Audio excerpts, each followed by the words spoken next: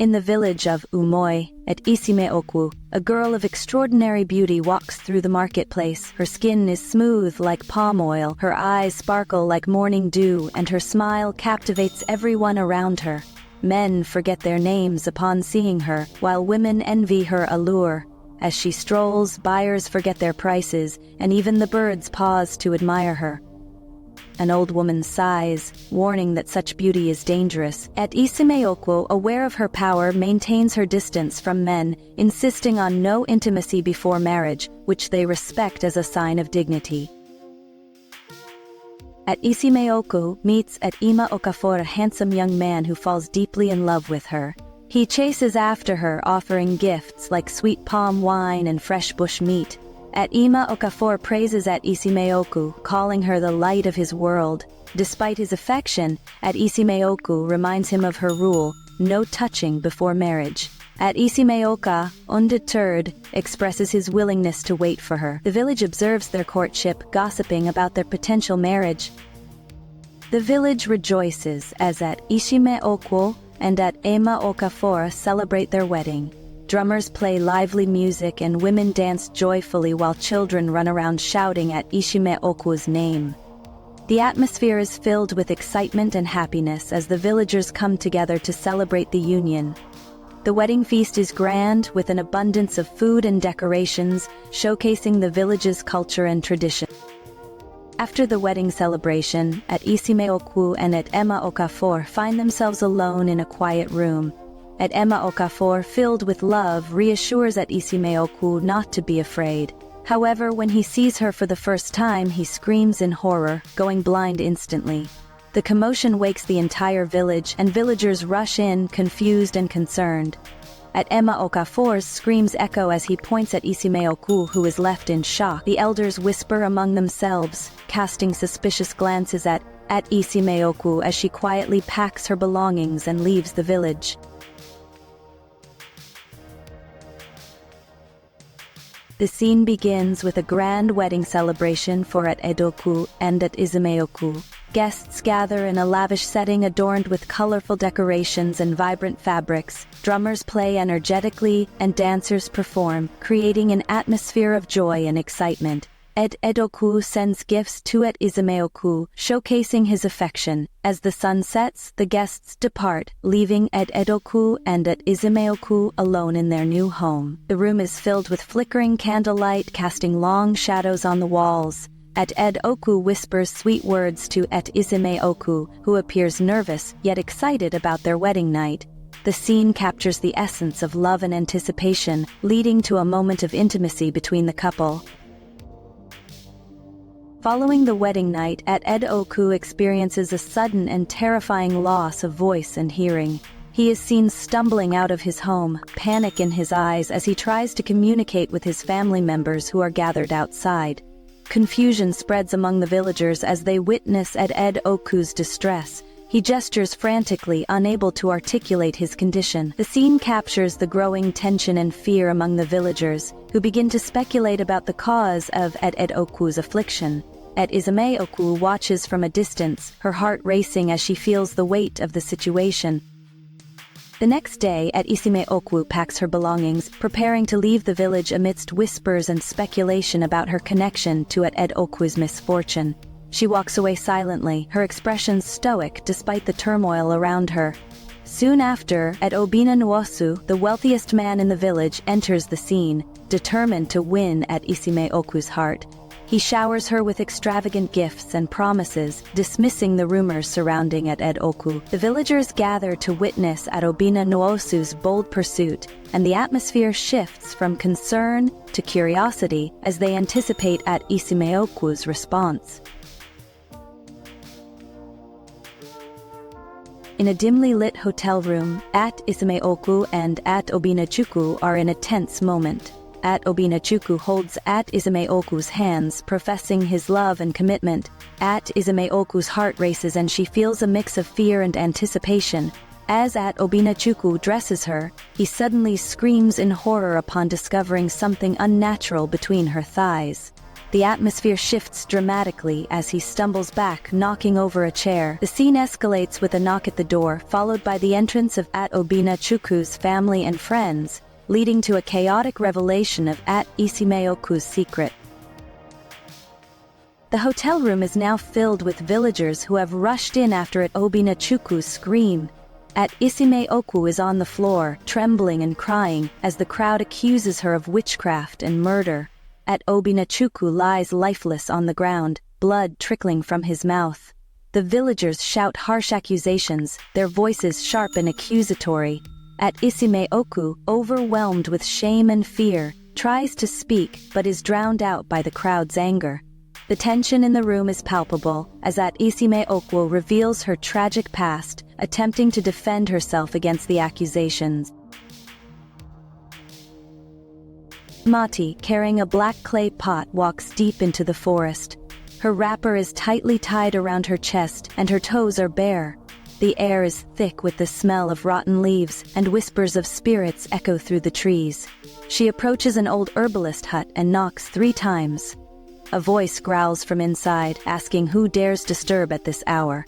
Mati responds, asking for help, her voice shaking. The door creaks open, revealing the herbalist with red shining eyes and yellowed teeth. He questions her wickedness as she whispers her desire to ruin another's life. The herbalist laughs, intrigued by her request to curse a child. He begins mixing dark leaves and thick black oil, whispering odd words as the air grows heavier. He hands Mati a small cloth with a dark potion, instructing her to use it on the child each night, promising shame for the rest of her life. Mati grins, ties the cloth inside her wrapper and hurries home before dawn. The scene shifts to the village square where villagers gather, their faces twisted with anger and fear. Isime stands in the center, tears streaming down her face as she pleads for help from her father, who stands expressionless at the front.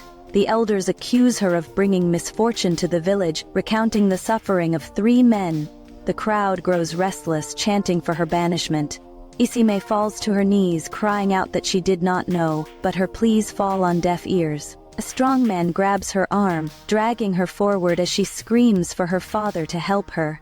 The crowd erupts in violence, throwing stones and spitting at her as she runs towards the village gates, which slam shut behind her, marking her as an outcast.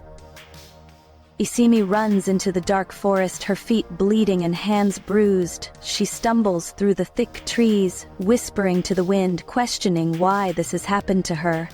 Exhausted and hungry, she collapses by the roots of an ancient tree, tears streaming down her face as she realizes she has lost everything.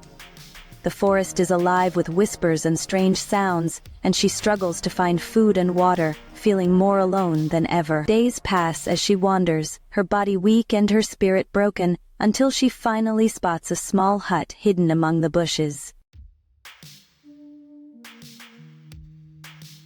An antique woman, Era Thompson, stands in her hut. Her sharp eyes and wrinkled face resemble antique leather, and her silver hair hangs in lengthy, skinny braids. She holds a wooden staff and wears a long, flowing, earth-toned dress with intricate beadwork. Isime Johnson, a brave girl seeking justice, enters the hut, expressing her desperation for help. Era Thompson invites her in, and the warmth of the hut wraps around Isime Johnson. A small fire burns in the corner, pots of herbs hang from the ceiling, and the air smells of smoke and ancient secrets. Era Thompson hands Isime Johnson a wooden bowl of warm soup, urging her to eat for strength. As Isime Johnson shares her story of betrayal and suffering, tears run down her face.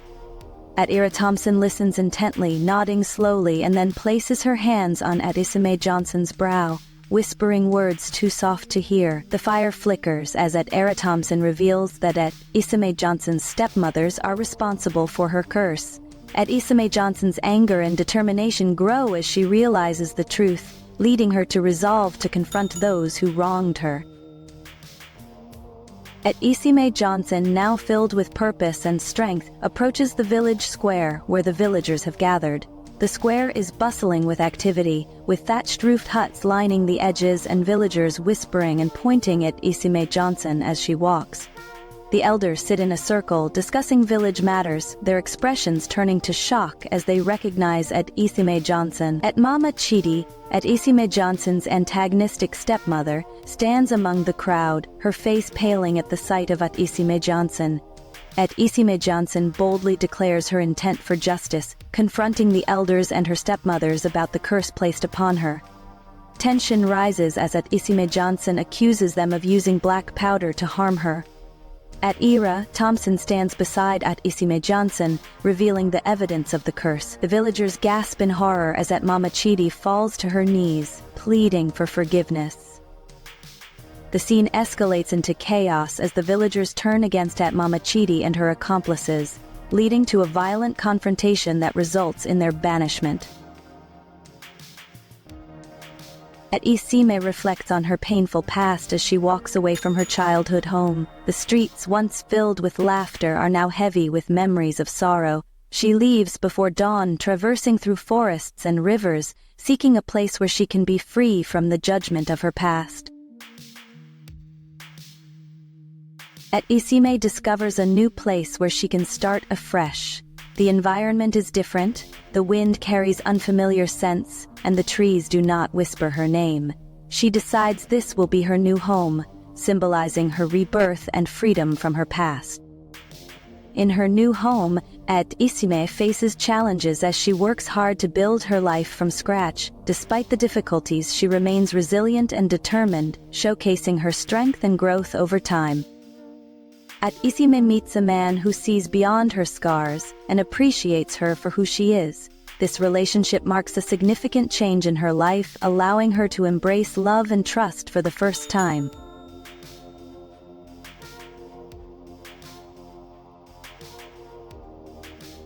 Isime's wedding is a small and intimate affair free from the pressures of her past. She wears a simple white garment tied around her waist, symbolizing her newfound freedom and love.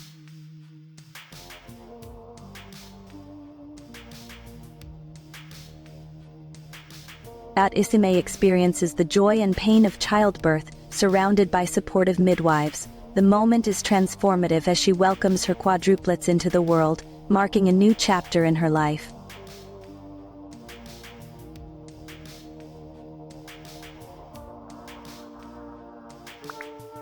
Isime reflects on her journey, realizing that she has conquered her past and gained so much more.